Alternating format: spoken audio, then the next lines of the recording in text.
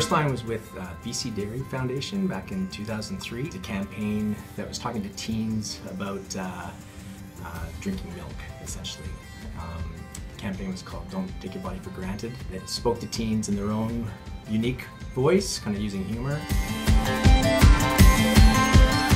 There was one for Pacific Blue Cross that was in 2008, and it kind of means a lot to me because when the client came in, there weren't a lot of creatives kind of putting their hand up for the project. It was for insurance, which doesn't sound very exciting. The work we did, I think, rose the bar for that category, so I'm quite proud of that.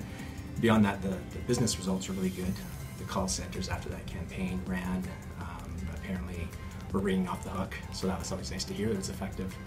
And the third reason it was meaningful for me was my writer at the time, James Lee. He passed away just after we'd finished coming up with the concept, but he wasn't around to see it through to the finish. So to finish it off and have it celebrated at that level felt really good. That's a tough one. I mean, there's kind of the classics with Nike and Apple and Volkswagen.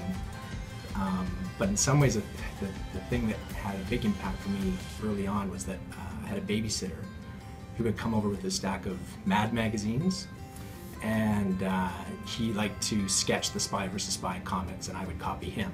It was very much about visual storytelling, very few words, and it was kind of an early lesson on storyboarding and storytelling with just visuals. And I think for Khan, quite often it's work that's very simple, communicates a complex idea in a very unique and simple way. Quite often that's what cuts through all the different languages that are judging the work in that arena. Big part of it is finding that human truth that your brand can rally itself around and own. Communicate that in a very simple and unique way. There isn't any one. I think I kind of get inspired by any medium. The inspiration for me is trying to find a creative way to use whichever medium is kind of the task at hand.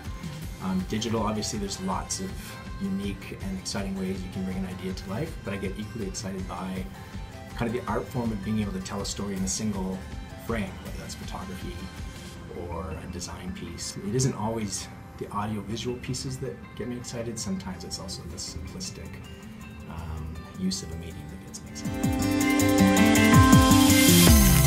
One was the notion around a VW ad that was done a long time ago that said, how did the guy who drives the snowplow get to the snowplow? It's just such a smart thought to make you think, oh, I never thought of who's the guy who's cleaning the roads, how does he get there, what car gets him there?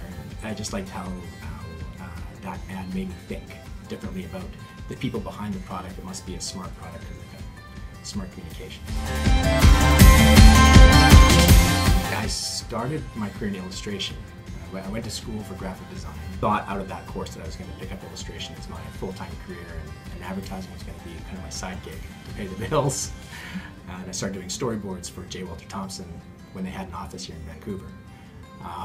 And then from that, I kind of got pulled into the art direction side as I started to bring ideas to the table.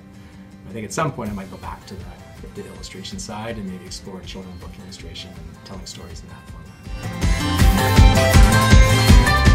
There was a great piece of advice that someone gave me, which was don't walk to work the same way all the time, like switch up your route.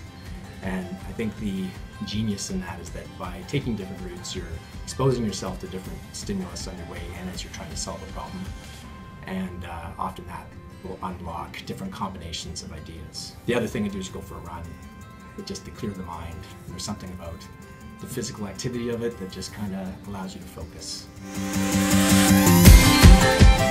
I would tell them, don't think of the awards. Put the focus on doing what's right for the business problem.